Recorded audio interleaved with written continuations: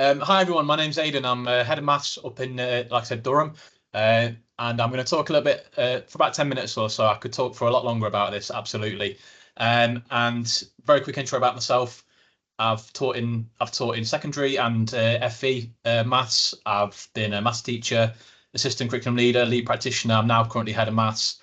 It's absolutely what I love being part of, and I've got some ideas I'd like to share, just kind of with what I see as the most, potentially one of the most important things when considering FE maths, and that is, if we're going to support the students to make progress, how do we support the staff in the first place?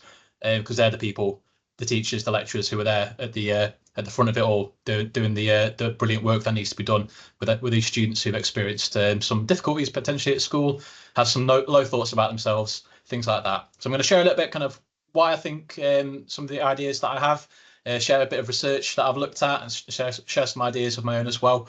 And hopefully, if you take some things from it, that'd be great, because I think we do need to, as Becky said, just collaborate, share this practice, because we're all in this together to try and get the best outcome for these young people. So I'll get started straight away. Hopefully my screen will let me. There we go. If you take nothing else from this, I would say go away and read this piece of research. It's fantastic.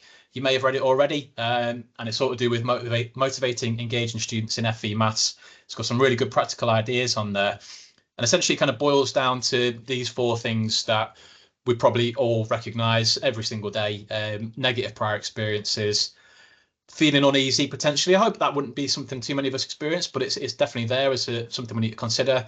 Mass anxiety, and then what we probably see regularly is those negative cultural attitudes as well. So when I'm reading this research, personally, I'm thinking, well, how can we tackle this? These are such huge issues, that how on earth do you even go about tackling these things? And the research actually gives some really good ideas about this. Like I said, go away and read it. Please do, because it's one of the best pieces of research I think I've read for a long time, to be honest. But those five things there: great learning environment, linking to interests, adapting, making sure students are aware of the progress, making the maths relevant to them. For me, that can be summed up overall, that if we're going to actually allow the staff the capacity to tackle those four grey boxes there in those five great ways, for me, they have to have some autonomy in their planning and sequencing. I just don't personally feel that as a teacher that you can really go for those five approaches if you don't have that control in your planning and sequencing. Certainly in a research where you've maybe got 1 year to work with these students, limited time.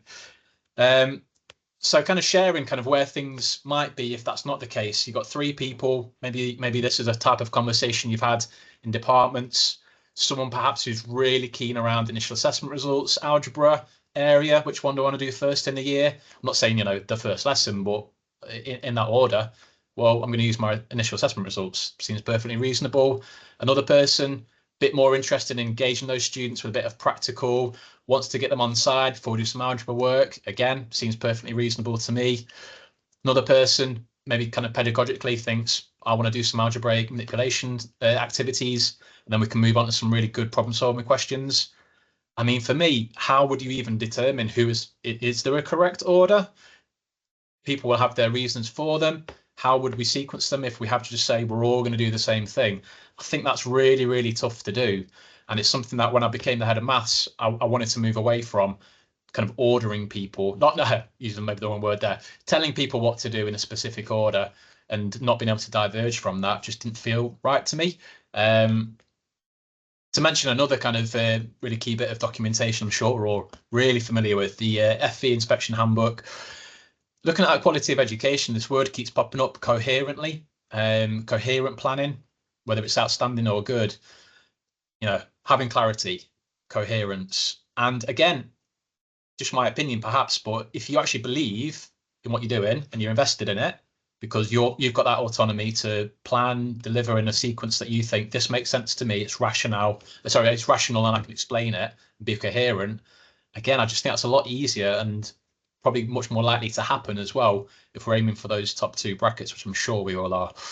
And then kind of my third piece of reading that kind of links to all this, I've actually got the book here as well. I don't know if my camera's still on, but it's a book that I read a while ago called The Learning Rainforest by Thomas Sherrington. Check I've got the name right. He has not paid me to advertise this in any way, shape, or form. Never met the guy. He's welcome to send some money my way if he wants, but I'm not. It's not why I'm here doing that. Rainforest thinking. It might sound a little bit cringe, I think is the word young people use nowadays, but it's actually really, really interesting. These are kind of the 5 pointers from it. It's around, as a leader myself, working with a department, having high trust, high challenge, but having that environment where people feel they can have a range of approaches that works for them. And that's part of this rainforest where it's, different things going on. Real key part of all this his kind of approach is kind of the autonomy. It's that keyword autonomy. 2 other things as well. I think this is kind of the key phrase for me. It's not about telling people there's a right way to do something, but it's recognizing there are, there's bad practices, things which have shown research that aren't great, that don't really work very effectively. And there are some things that with the research is really strong and does seem to work really well. And it's recognizing that, and that still needs to be there. It's not just do whatever you want and no one cares. It's really not it. It's got to have that quality and rigor in there. So when I read this book, I don't know if anyone knows Barter Books in Alnwick. It's a bookshop that used to be a train station.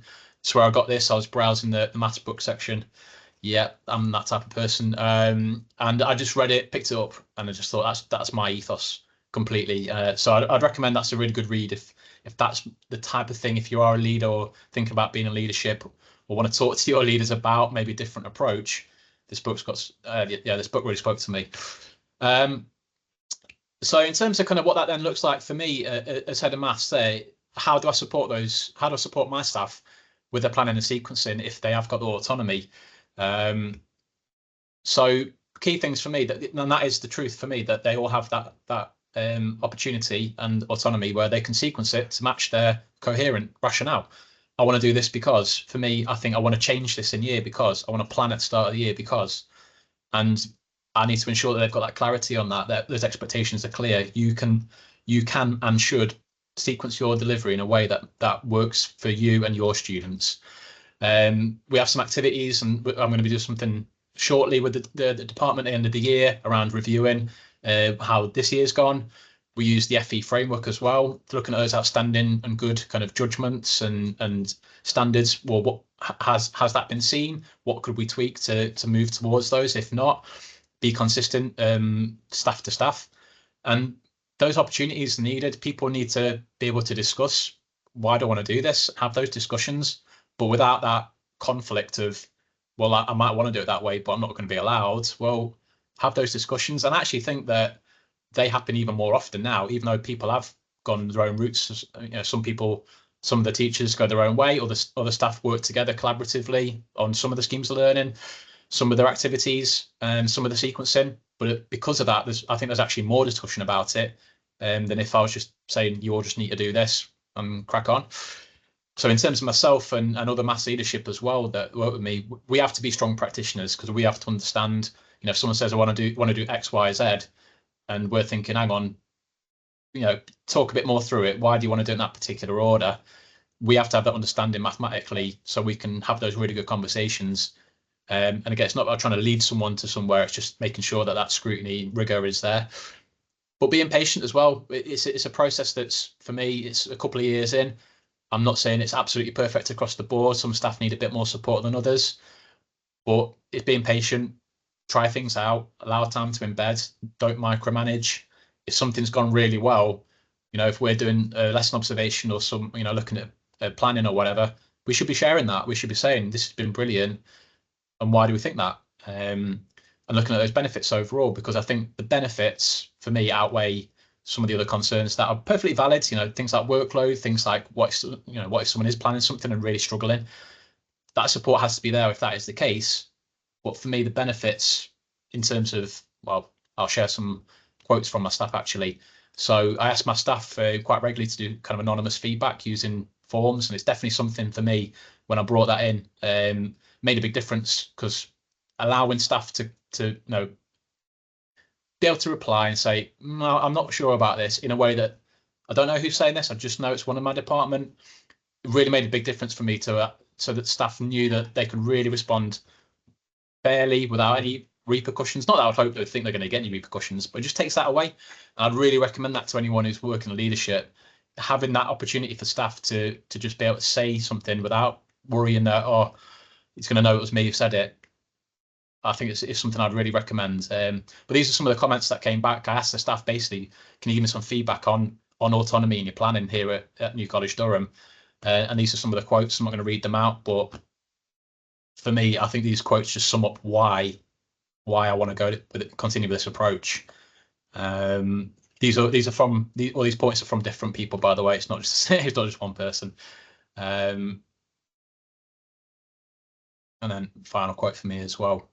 And it's actually something that I put on my job adverts as well, because for me, we all know about the recruitment crisis that maths teacher has in the UK and in FE, and I want to attract those staff that are creative and want to work in this way. So I saw my job adverts, and my recent kind of recruitment strategy seems to work in that way, because that's something that candidates are telling me that is an interest in why they actually want to come and work for me there. Even staff potentially in places where that's not the case. And if I link it back to this as my final point, really, if I look at those comments and compare it to the what came out of the ETF's research that I showed right at the start, for me, I can see how if staff are feeling the way they are telling me in an anonymous forum where they could say anything they want, I honestly wouldn't know it was them.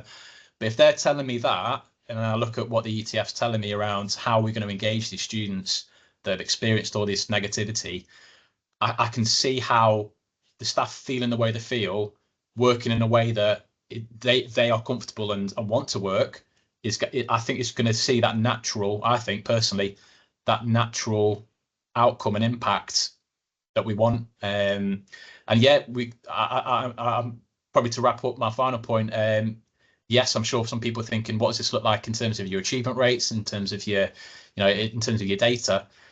I'm a big believer it's really hard to pull out, something as specific as how did me changing this have an impact on my, data for hundreds and hundreds of students. I think that's, if not impossible, very difficult for me to do. But for me, the impact shouldn't just be around numbers on a spreadsheet and something that's maybe impossible to really know.